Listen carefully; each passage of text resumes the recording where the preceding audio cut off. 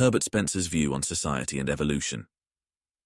A defining feature of biology is the use of a multi-scale architecture, ranging from molecular networks to cells, tissues, organs, whole bodies, and swarms.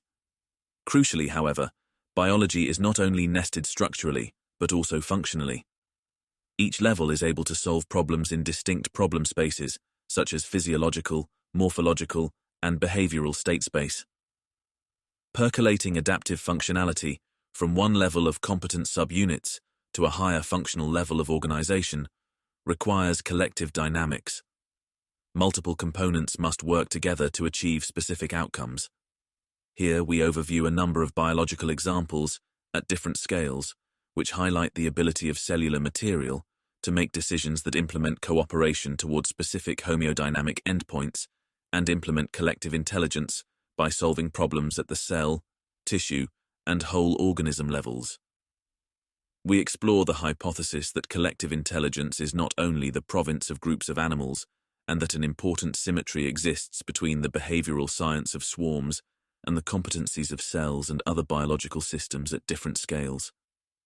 We then briefly outline the implications of this approach and the possible impact of tools from the field of diverse intelligence for regenerative medicine and synthetic bioengineering. Abstract.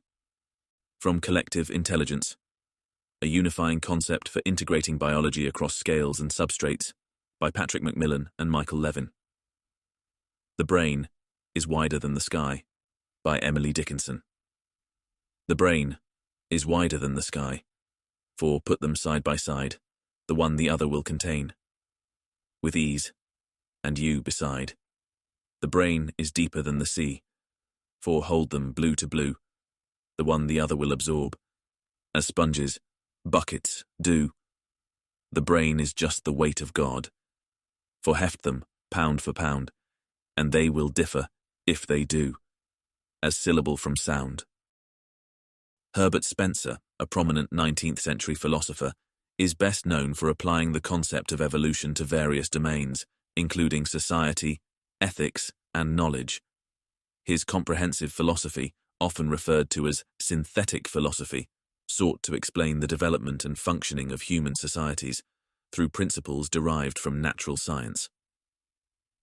Spencer viewed society as an organism that evolves over time. He believed that just as biological organisms evolve through natural selection, human societies evolve through a similar process of competition and adaptation. Societies progress from simple, homogeneous structures to complex, heterogeneous ones, becoming more differentiated and specialized. One of Spencer's most famous contributions is the phrase, survival of the fittest, which he coined after reading Charles Darwin's On the Origin of Species. Spencer applied this concept to social and economic systems, arguing that competition and struggle for existence lead to the improvement of society. He believed that social policies should not interfere with this natural process of evolution. Spencer was a staunch advocate of individualism and personal liberty. He argued that individuals should have the freedom to pursue their own interests and that the role of the state should be minimal. He believed that excessive government intervention stifles individual initiative and hampers social progress. Spencer criticized various forms of government intervention, including welfare programs and regulations, as hindrances to natural social evolution.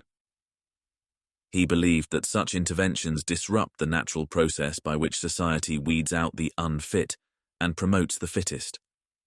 In his ethical views, Spencer proposed the concept of social statics, which emphasizes the importance of justice and individual rights. He believed that a society's moral progress could be measured by the degree to which it respects individual freedom and reduces suffering.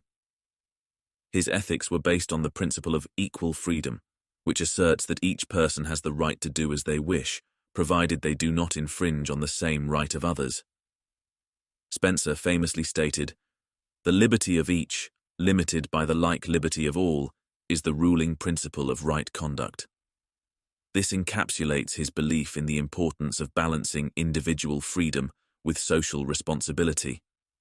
Spencer also had strong views on education, advocating for a curriculum that emphasizes practical knowledge and scientific understanding over classical studies.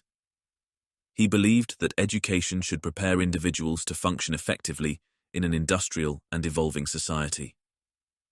While Spencer's ideas were highly influential in the late 19th and early 20th centuries, they have been critiqued for their implications of social Darwinism and the justification of inequality. His laissez-faire approach has been criticized for ignoring the social and economic disparities that can hinder equal opportunity. In conclusion, Herbert Spencer's philosophy provided a framework for understanding social development through the lens of evolution. His emphasis on individual liberty and minimal government intervention shaped many debates in social and political thought, leaving a lasting impact on the fields of sociology, ethics, and education.